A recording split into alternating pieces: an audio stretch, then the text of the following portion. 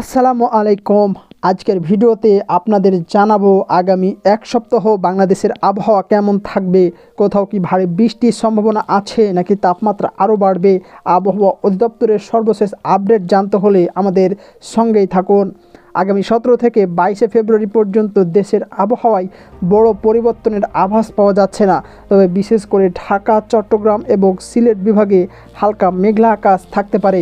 অন্যদিকে উত্তরাঞ্চলের জেলাগুলোতে ভোরের দিকে হালকা কুয়াশা এবং মাঝারি রোদ থাকার সম্ভাবনা বেশি। আগামী মঙ্গলবার এবং বুধবার নাগাদ উপকূলীয় এলাকায় বাতাসের গতিবেগ কিছুটা বাড়তে পারে, তবে বড় ধরনের কোনো ঝড়ের সম্ভাবনা এখনও নেই। নদী বন্দরগুলোকে এখনও কোনো সতর্কবার্তা দেওয়া না হলেও জেলে ভাইদের সাবধানে থাকার পরামর্শ দেওয়া হচ্ছে।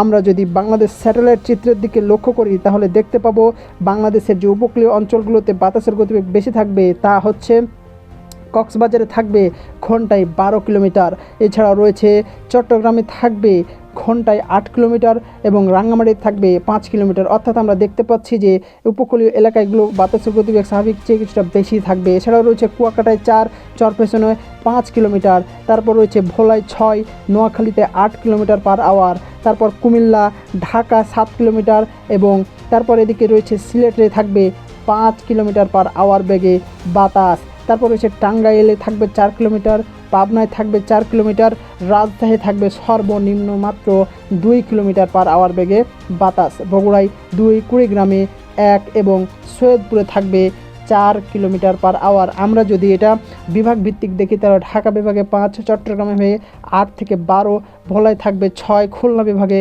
5 এবং এদিকে রয়েছে নবীগঞ্জে থাকবে 5।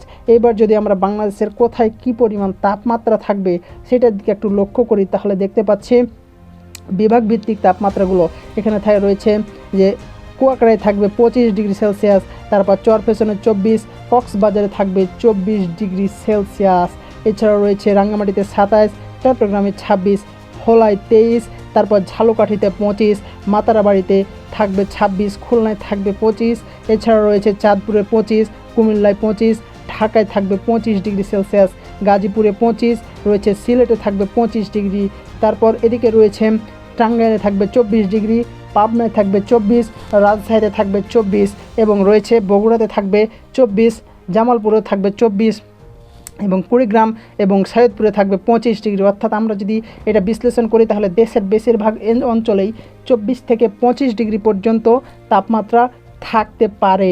এছাড়াও যদি আমরা পাশের অঞ্চলগুলো দেখি সেগুলো তো প্রায় 24 থেকে 25 ডিগ্রি সেলসিয়াস তাপমাত্রা থাকবে।